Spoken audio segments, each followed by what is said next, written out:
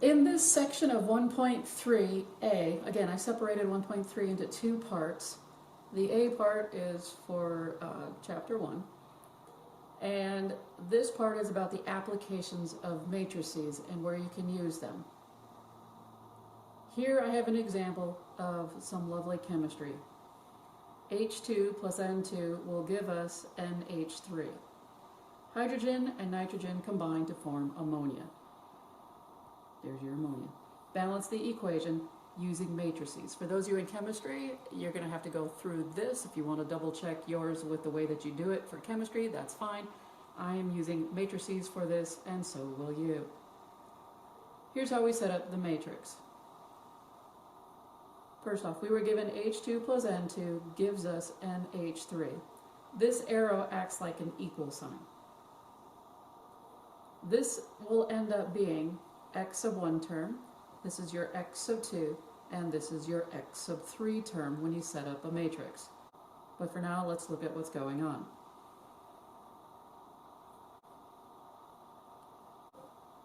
What I do first is I normally just put the elements as they come. So H came first. Your elements are going to be on the side, on the left, as your placements for your elements here. So if I had oxygen, I would put oxygen here, and carbon down here, if that's the order they came in. There's no particular order that I put them in, other than that's the way that I see them in the problem. Only hydrogen will go in the top, and only nitrogen will go on the bottom for all three elements. Again, H2 represents x sub 1, N2 represents x sub 2, you got your equal sign, NH3 represents element x sub 3.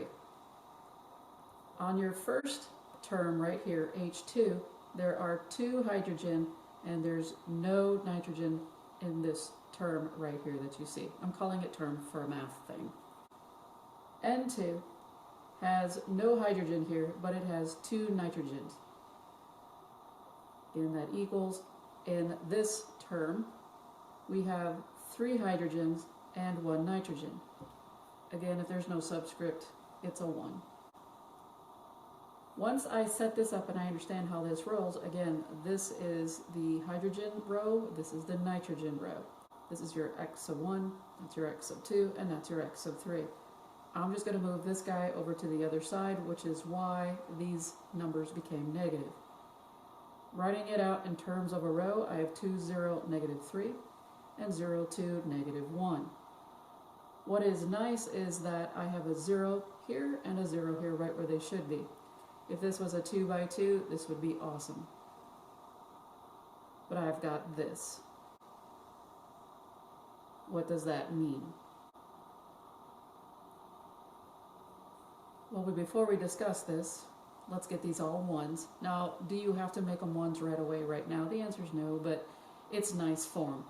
So I have 1, 0, negative 3 halves 0, 0, 1, negative 1 half, 0. Again, I just multiplied by 1 half on row 1 and row 2, so I've got 1s in the a sub 1, 1 and the a sub 2, 2 spot. Taking row 1 and setting it equal to 0, and taking row 2, setting it equal to 0. Again, this is the x sub 1 column, x sub 2, and x sub 3. Notice that both of these contain an x sub 3, which means that x sub 3 is a free variable. That means I will be solving for x1 and x2.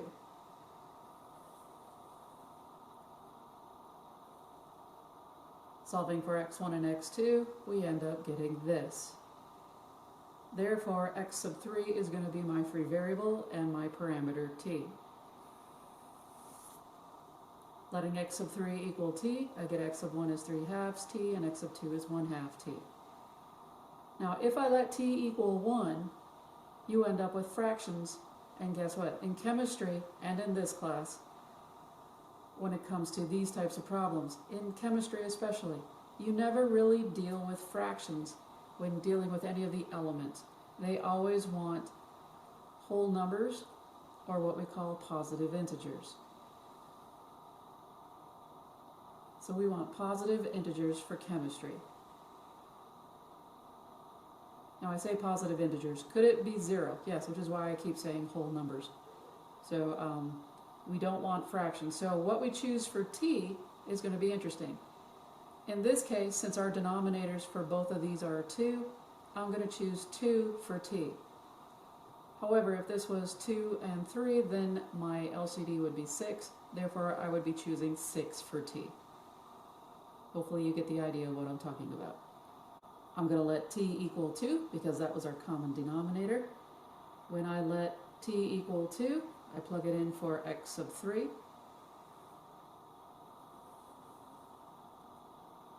We get x sub 1 is 3, x sub 2 is 1, and x sub 3 is 2.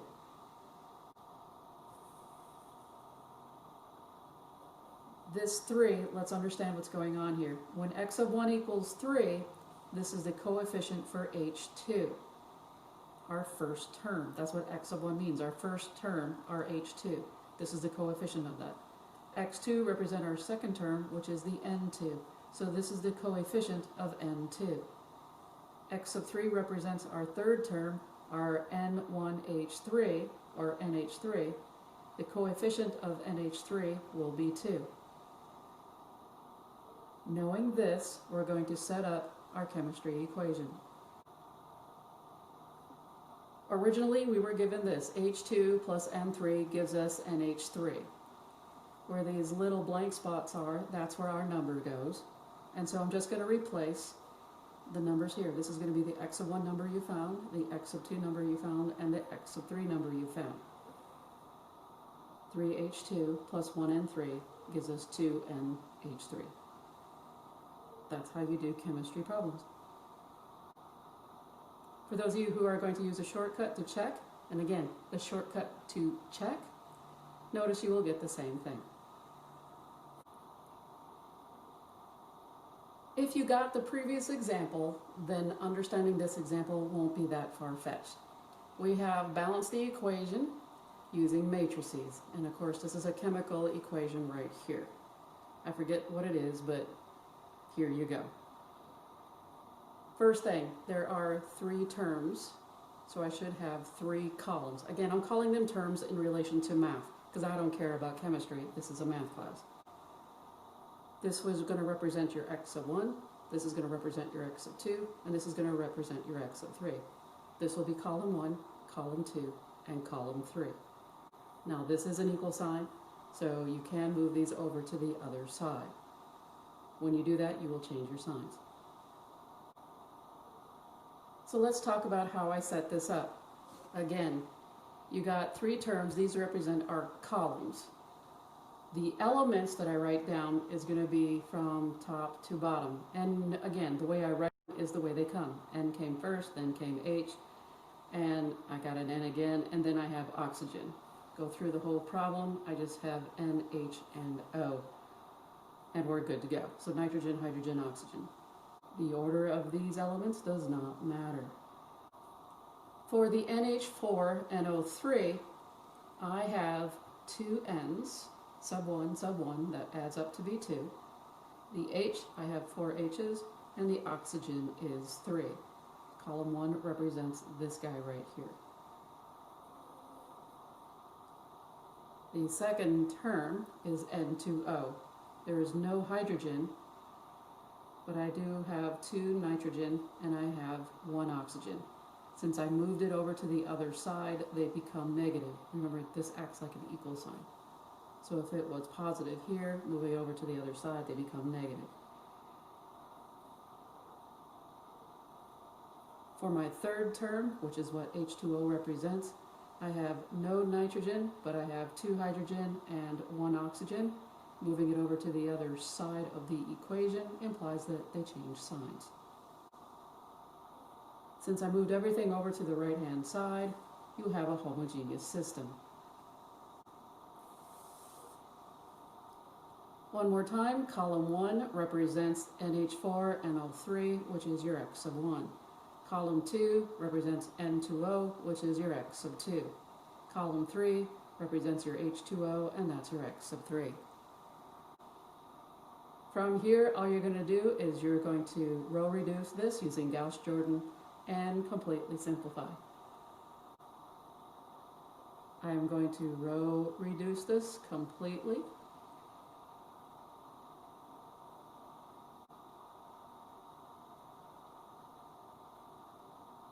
and I end up here. I use Gauss-Jordan, I row reduce, I got ones on my diagonal, and I stop here. Looking at our matrix, I'm just going to set this up. Row 3 totally disappeared. That is fine, so long as it's 0 equals 0, I'm good. Looking at row 1, I have x of 1 minus 1/2 x of 3 is 0. X of 2 minus 1/2 x of 3 is 0. That means x of 3, since both rows have these in common, have the x of 3's in common, that means x of 3 is my free variable, and I'm solving for x1 and x2. Solving for x of 1 and x of 2.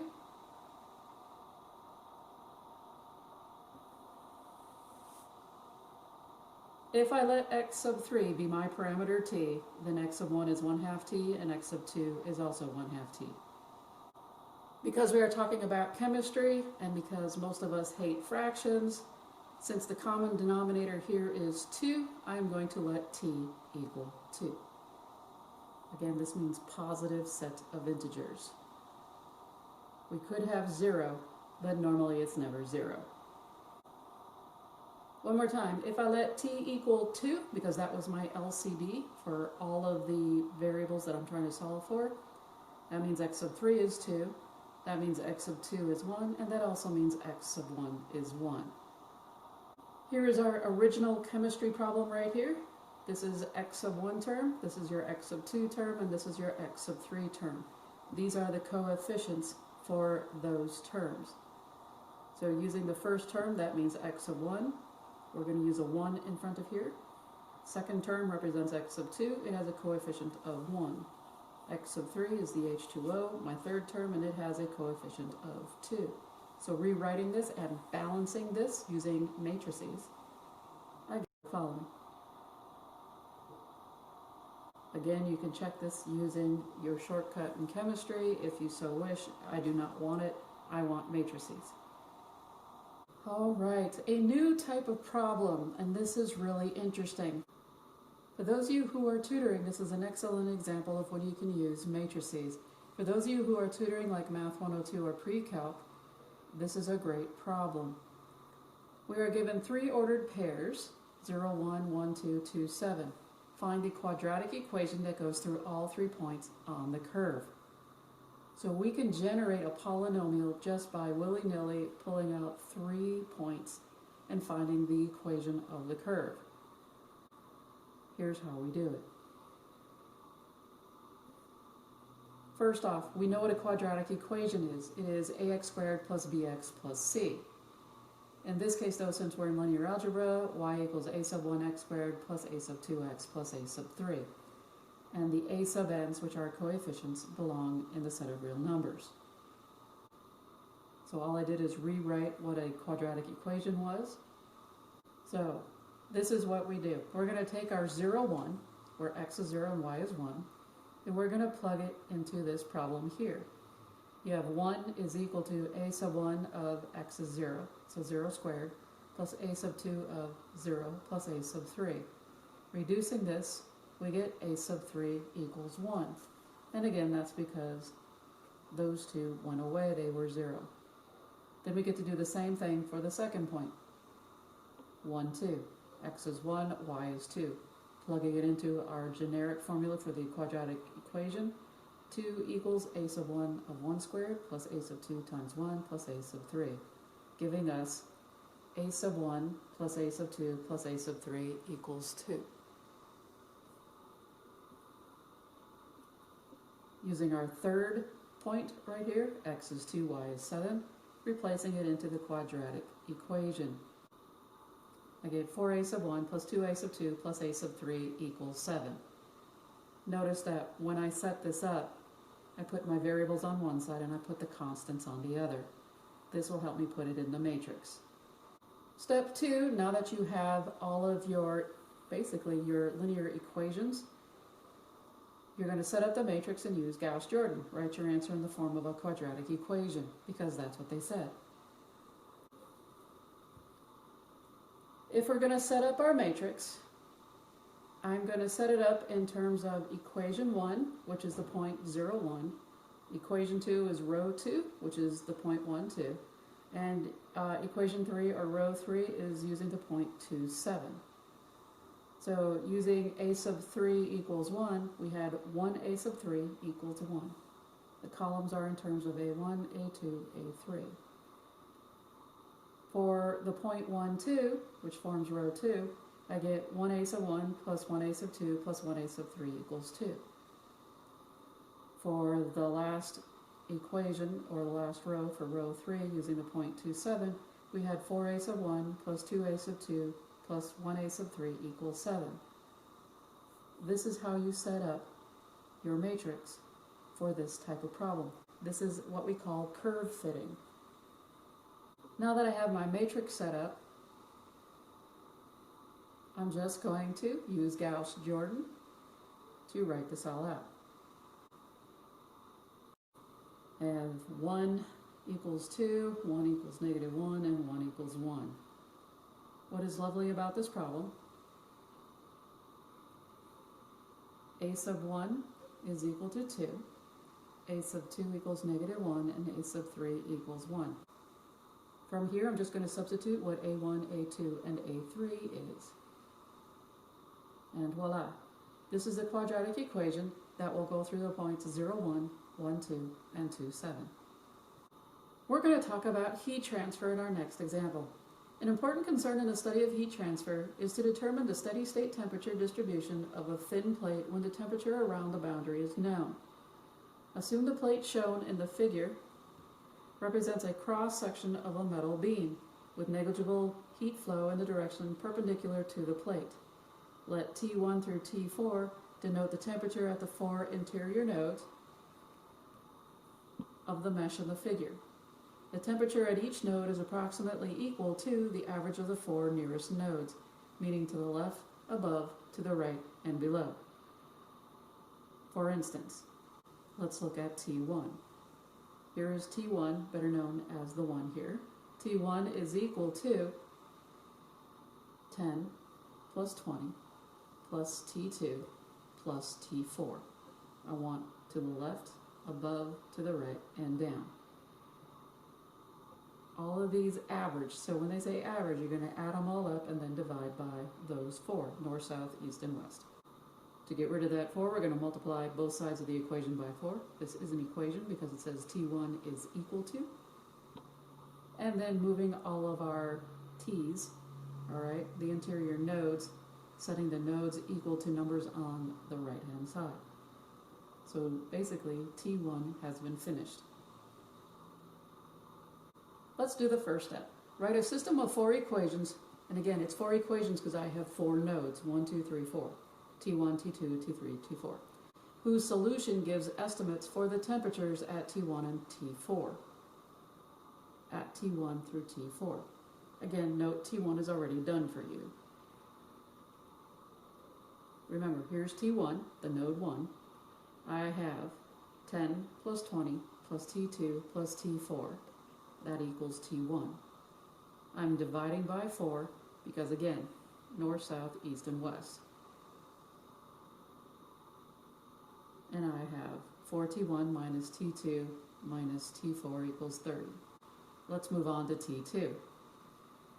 For node T2, remember I'm going to add north, south, east, and west and then divide by 4. I have 20 plus 40 plus T3 plus T1. Again, divided by 4. I know I didn't put it in there, but remember, this equals T2. I'm going to move all my T's to the left-hand side, any numbers over to the right after I multiply by 4, and voila. The same thing goes with T3. T3 is equal to T2 plus 40 plus 30 plus T4. All of that divided by 4. I'm going to multiply both sides by 4, then move the T's to the left and numbers to the right.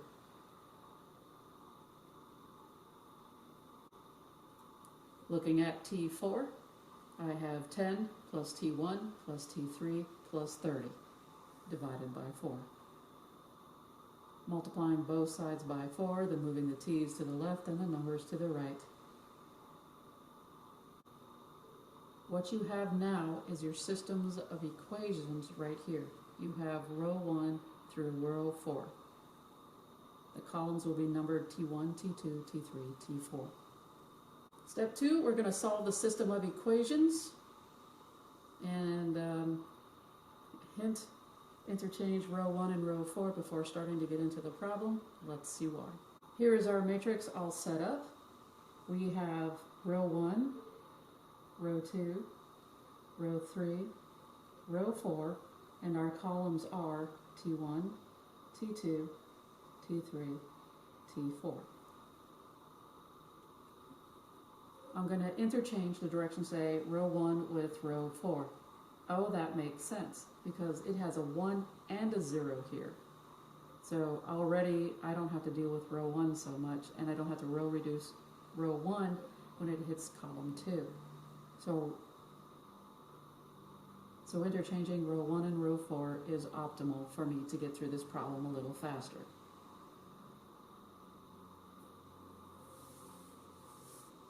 You guys know how to row reduce this, so I'm going to do a dot, dot, dot.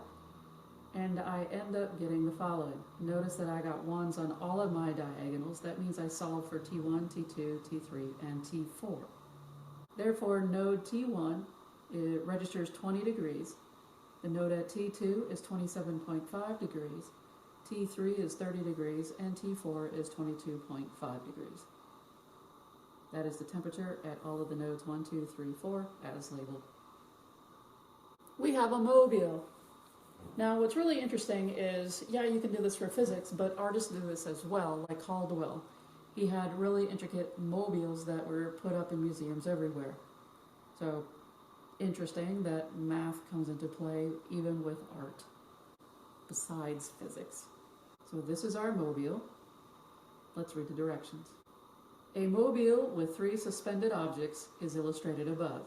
If this mobile is to be in static equilibrium, what should the weight of each object be? Static equilibrium means basically that it's not moving, it's stable. So let's discuss this. When we divided this mobile in half, here's what's going on. This one rod only contains this one weight, so this is 10 weight 1. I don't think anybody disagrees with this. This rod divides this problem in half. This acts as an equal sign.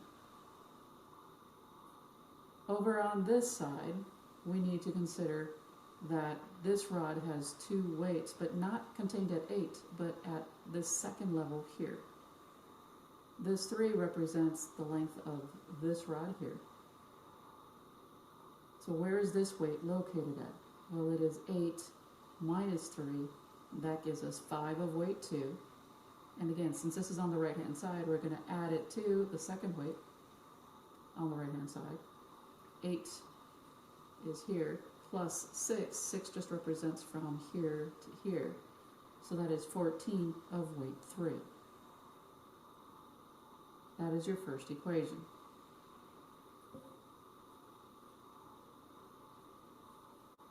So what we've got right here represents basically the first level. Then you got to deal with the second level. There is a balancing rod right here. This balancing rod is where the second part is going to go. 3 of weight 2 is equal to 6 of weight 3. Balancing rod 1, balancing rod 2, because rod 2 contains these 2 weights here. Balancing rod 1 only contained this one weight. And that equal to the total weight. Second row, second weights. Your elements are going to be on the left-hand side in a downward spiral. Spiral, really? Shit, you can't say it.